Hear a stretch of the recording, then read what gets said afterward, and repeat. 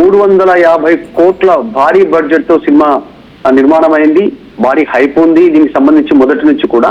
కాకపోతే cinema release అయింది June 4th release అయింది. జూన్ 4th రిలీజ్ అయ్యి ఈ రోజుకి ఎగ్జాక్ట్లీ 4వ రోజు అయినప్పటికీ కూడా దానిపైన పెద్దగా రివ్యూ లేదు. సినిమా ఇండస్ట్రీ నుంచి దీనిపైన టాక్ లేకపోవడం అనేటువంటిది చర్చ జరుగుతుంది. అంటే సినిమా ఆర్థిక పరంగా హిట్ అయింది. 350 కోట్లతో బడ్జెట్ తో వచ్చినటువంటి సినిమా ఇప్పటి వరకే కేవలం 3 నుంచి 4 రోజులలోనే, ఇంకా 4వ రోజు ఇంకా పూర్తి కాకముందుకే ఇప్పటికే 236 కోట్లు అంటే 236 క్రోర్స్ దాదాపు రీచ్ అయినటువంటి పరిస్థితి. ఇంకొక వారం నడిస్తే బడ్జెట్ ను మించి వసూలు రాబట్టేటువంటి సిచ్యువేషన్. RRR సంగతి మనం చూసాం, పెద్ద ఎత్తున చర్చ జరిగింది. RRR సందర్భంగా అప్పుడు రామ్ చరణ్ యాక్టింగ్ కానీ, వాటికి సంబంధించిన బాడీ లాంగ్వేజ్ కానీ, ఆయన డెడికేషన్ కానీ, సేమ్ పెద్ద మూవీలో కూడా ఆయన ట్రాన్స్ఫార్మ్ అయిపోయారు. ఒక్కసారిగా ఆయన బాడీ మొత్తం ఒక రెగ్యులర్ గా తయారైపోయినటువంటి సిచ్యువేషన్. సాధారణ స్థాయిగా వ్యక్తిగా కనపడ్డ వ్యక్తి ఒక్కసారిగా రెగ్యులర్ గా మారిపోయారు.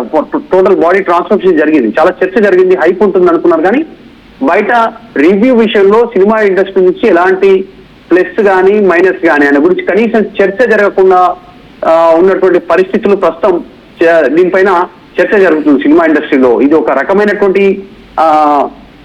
అంటే సినిమా ఇండస్ట్రీ గురించి మాట్లాడకుండా ఉండడం అనేది ఎంకరేజ్మెంట్ లేకుండా, డిస్కరేజ్మెంట్ లేకుండా సైలెంట్ గా ఉండిపోవడం అనేటువంటిది ఎందుకు అనేటువంటిది. గతంలో చూసాం, ఏదైనా మూవీ రిలీజ్ అయితే పెద్ద ఎత్తున హిట్ అందుకుంటే పుష్ప కానీ, ఇందాక మాట్లాడుకున్నట్టు RRR కానీ, ఇట్లాంటి అనేక మూవీస్, బాహుబలి కానీ, ఇట్లా కొన్ని మూవీస్ విషయంలో తెలుగు సినిమా ఇండస్ట్రీ యాక్టింగ్ కానీ, ఈ ట్రాన్స్ఫర్మేషన్ సంబంధించిన బడ్జెట్ విషయంలో కానీ, వీటన్నిటి గురించి గొప్పగా చెప్పుకునేటువంటి వాళ్ళు. ఈ ప్లస్ ఉన్నాయి, మైనస్ ఉన్నాయి అనే మైనస్ కూడా చెప్పుకునేటువంటి సిచ్యువేషన్ కనపడింది. కానీ దీని గురించి పెద్ద అంశంలో ఎవరు రెస్పాండ్ అవ్వట్లేదు.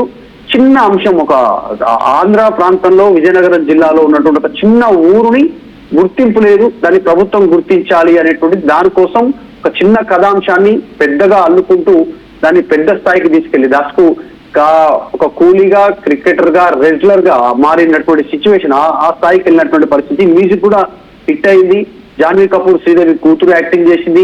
పెద్ద పెద్ద నటులు ఇందులో యాక్టింగ్ చేశారు. AR రెహమాన్ బ్యాక్గ్రౌండ్ మ్యూజిక్ ఇచ్చారు.